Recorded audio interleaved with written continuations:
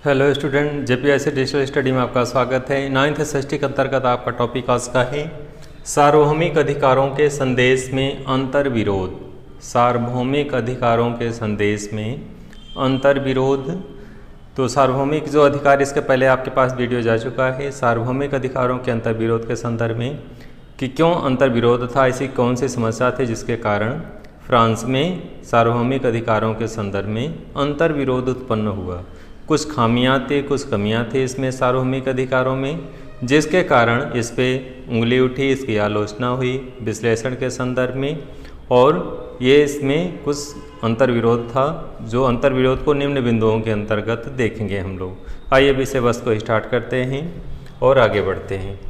जैसा कि आप जानते हैं, सार्वभौमिक अधिकारों के संदर्भ में नागरिकों को विविध प्रकार की चीज़ों को उल्लेख किया गया है। जैसे फ्रांस में सार्वभौमिक अधिकार के संदेश में स्वतंत्रता, समानता एवं बंधुत्व के 3 मौलिक सिद्धांतों पर बल दिया गया है।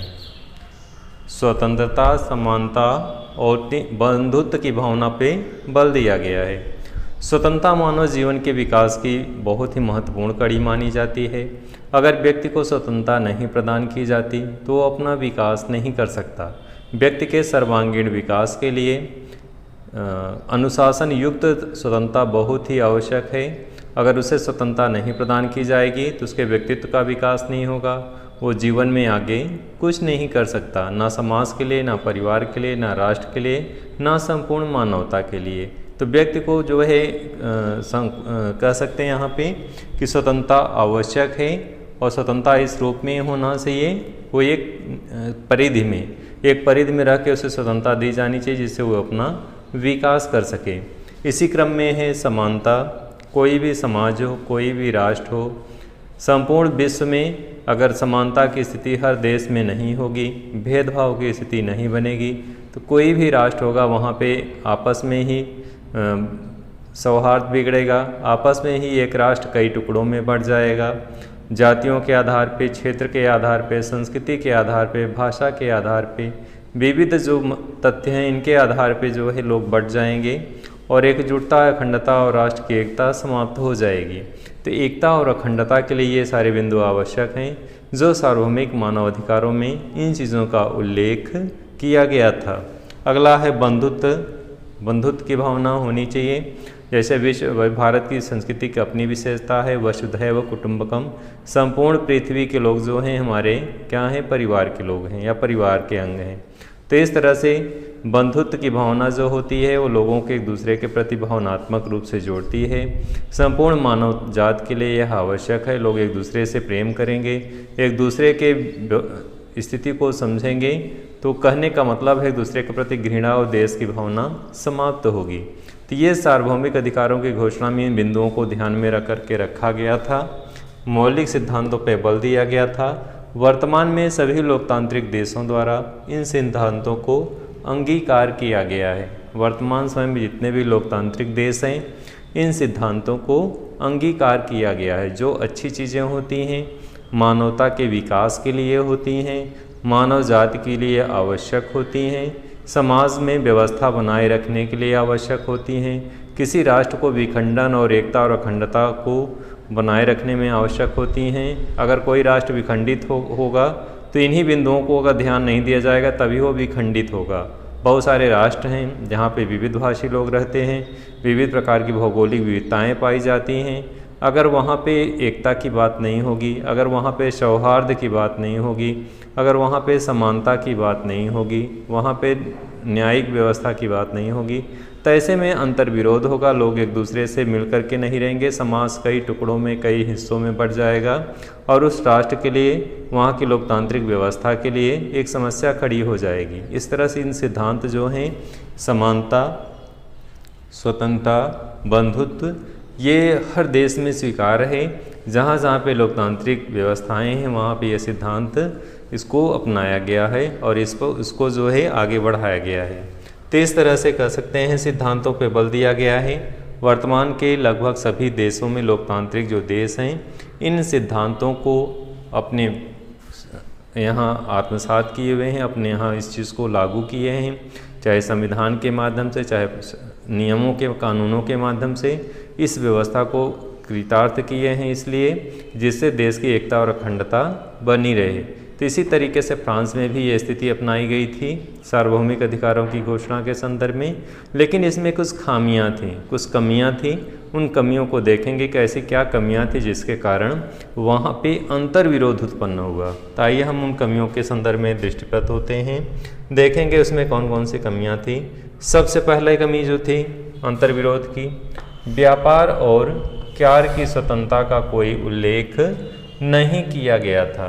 केवल मानव अधिकारों को, स्वतंत्रता, समानता, बंधुत्व को विशेष रूप से ध्यान दिया गया था, लेकिन व्यापार के संदर्भ में कोई विशेष उसमें व्याख्या नहीं किया गया था, व्यापार के संदर्भ में कोई विशेष उल्लेख नहीं किया गया था, जो इसे क्या माना गया, इसकी एक कमी मानी गई कि व्यापार और कार्य की स्वतंत्रता का कोई उल्लेख इसमें नहीं मिलता। किसमें नहीं मिलता? सार्वभौमिक अधिकारों की घोषणा के संदर्भ में कि व्यापार के क्या नियम होना चाहिए, सरकार का कैसे हस्तक्षेप होना चाहिए, किस रूप में होना चाहिए, इस तरह से इन चीज़ों पे ध्यान नहीं दिया गया था।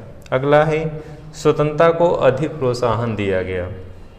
इस बिंदु में क्या दिया गया कि स्वतंत्रता को अधिक प्रोत्साहन दिया गया, अन्य क्षेत्रों के विषयों को समाहित नहीं किया गया, जिससे जो है इसके विरोध में ये समस्या खड़ी हो गई है।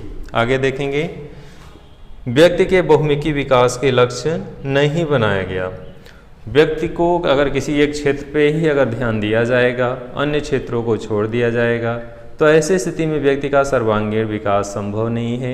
व्यक्ति के सर्वांगीण विकास के लिए आवश्यक है उसे विविध आयामों, विविध पहलुओं पर ध्यान देना चाहिए, जिससे उसका चहुमुखी विकास हो सके, चाहे शिक्षा हो, चाहे स्वास्थ्य हो, चाहे विकास हो। विविध क्षेत्रों में अगर उस पर ध्यान दिया जाएगा तो उसका व्यक्ति का सर्वांगीण विकास होगा। अगर किसी एक पक्ष पे ही ध्यान दिया जाएगा, अन्य पक्षों को नहीं ध्यान दिया जाएगा, तो ऐसी स्थिति में उसका सर्वांगीण विकास संभव नहीं है। तो मानव अधिकारों की घोषणा में व्यक्ति के चहुमुखी विकास को लक्ष्य नहीं बनाया गया था कि उस मानव अधिकारों में उन चीज़ों को भी ध्यान में दृष्टिगत रखना चाहिए था जिससे व्यक्ति का सर्वांगीण विकास हो सके, लेकिन अन्य सभी चीज़ों पे ध्यान नहीं दिया गया, कुछ विशेष चीज़ों पे ध्यान दिया गया, बाकी चीज़ों को छोड़ दिया गया था, जिसके कारण इसमें जो है ये विरोधाभास उत्पन्न हुआ या इसमें ये अंतर्विरोध था। अगला है शिक्षा के अधिकार को कोई महत्व नहीं दिया गया था। जैसा कि आप सभी जानते हैं, शिक्षा मानव के विकास में सबसे महत्वपूर्ण आधार माना जाता है। शिक्षा के अभाव में व्यक्ति पशुवत होता है। शिक्षा के अभाव में मानव जीवन कुछ भी नहीं कर सकता, ना परिवार के लिए, ना समाज के लिए, ना राष्ट्र के लिए, ना विश्व मानवता के लिए। कहने का मतलब है शिक्षा ही वह है जो व्यक्ति को ऊंचाइयों पर ले जाती है, पराकाष्ठा पर ले जाती है। शिक्षा के माध्यम से ही व्यक्ति संपूर्ण मानव कल्याण के लिए कुछ न कुछ कार्य कर सकता है, और जीवन बिना शिक्षा के कुछ भी संभव नहीं है। ना व्यक्ति व्यवसाय कर सकता है, ना व्यक्ति समाज में कोई कार्य कर सकता है, ना व्यक्ति कोई समूह में कार्य कर सकता है, ना व्यक्ति कहीं संस्था में क्या कार्य कर सकता है। व्यक्ति को कहीं किसी भी क्षेत्र में, किसी भी फील्ड में जाने के लिए शिक्षा बहुत ज़रूरी है। शिक्षा के माध्यम से व्यक्ति का आंतरिक और बाह्य दोनों परिवर्तन आता है, दोनों विकास होता है। जिस तरह से शिक्षा के माध्यम से आज देश कितने बहुत आगे जा चुके हैं, जो शिक्षित देश नहीं वो पिछड़े हुए हैं। तो मानव अधिकारों के संदर्भ में, शिक्षा के संदर्भ में कोई विशेष ना चर्चा की गई, ना उल्लेख किया गया। तो ये विरोधाभास था शिक्षा के संदर्भ में कि शिक्षा अधिकार को कोई महत्व नहीं दिया गया था, जबकि शिक्षा व्यक्ति के अधिकार के अंतर्गत होना चाहिए और उसे इस रूप में होना चाहिए जिससे वो अपना विकास कर सके। आगे बढ़ेंगे इसी क्रम में। फ्रांस ने उपनिवेशों पर कब्जा करना व उसकी संख्या बढ़ाना जारी रखा।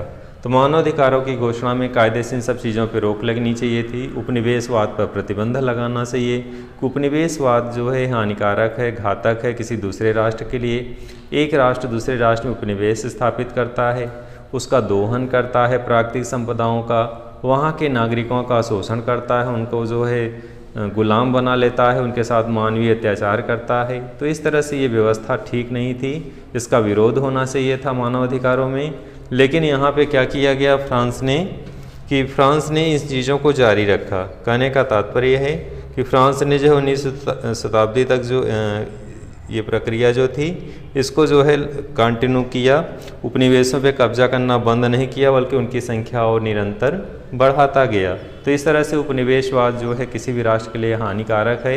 एक राष्ट्र दूसरे राष्ट्र पे व्यापारी संस्थान स्थापित करता है, धीरे धीरे वहाँ की प्राकृतिक संपदा का दोहन शुरू कर लेता है, अपने नियंत्रण में कर लेता है और बाद में उस पर शासन करने लगता है। तो इस तरह की औपनिवेशिक व्यवस्थाएं जो हैं तो किसी देश की वहाँ की व्यवस्था को डिस्टर्ब करती हैं। वहाँ की जो चीज़ें हैं, चाहे प्राकृतिक संपदा हो चाहे मानव संपदा हो, उन सब का ये अपने उपयोग के लिए यूज़ करते हैं, जबकि उन सब पे अधिकार उस राष्ट्र का होता है। तो ऐसे स्थिति में चीज़ों का विरोध होना चाहिए था, लेकिन फ्रांस ने इन चीज़ों को कंटिन्यू जारी रखा या कंटिन्यू किया। तो इस तरह से ये समस्या थी, इसमें अंतर्विरोध के रूप में था। अगला पॉइंट है, घोषणा में कहा गया कि कानून सामान्य इच्छा की अभिव्यक्ति है। इस घोषणा में कहा गया कानून जो होता है सामान्य व्यक्ति की इच्छा की अभिव्यक्ति होता है, वहाँ की जनता की अभिव्यक्ति होता है, उसी के अनुरूप कानून बनाया जाता है उनके इच्छाओं को ध्यान में रख करके। लेकिन यहाँ पे अंतर्विरोध क्या था कि फ्रांस में जब संवैधानिक राजशाही जो है बनता है तो 30 लाख लगभग लोग वंचित रह जाते हैं। क्योंकि वहाँ पे 25 वर्ष से कम आयु के लोगों को मत देने का अधिकार, चाहे पुरुष हो चाहे महिला हो, नहीं प्राप्त था। तो इस तरह से 30 लाख लोग वंचित हो जाते हैं, जो गलत था। ऐसी स्थिति में लोगों के लिए कोई व्यवस्था करनी चाहिए थी, लेकिन वहाँ पे इस तरह की कोई व्यवस्था नहीं की गई थी। डियर स्टूडेंट, मानव अधिकारों की घोषणा में, जैसे कि आपने इसके पहले संदर्भ में देख चुके हैं, मानव अधिकारों की घोषणा में स्वतंत्रता, समानता, बंधुत्व, 3 जैसे मौलिक सिद्धांतों का उल्लेख किया गया। और इन सिद्धांतों को वर्तमान समय में जितने भी लोकतांत्रिक देश हैं वहाँ पे इसे स्वीकार किया गया है और वर्तमान समय में इसकी प्रासंगिकता भी है। लेकिन इस मानव अधिकारों में, फ्रांस के इस मानव अधिकारों में कुछ कमियाँ थी। कुछ कमी होने के कारण जो है इसमें अंतर्विरोध उत्पन्न हुआ, जिसके संदर्भ में आपने उन तथ्यों को ध्यान से देखा और उसके विषय को समझा। अपने विषय वस्तु को यहीं पे हम समाप्त करते हैं। फिर से अगले वीडियो में मिलते हैं। धन्यवाद।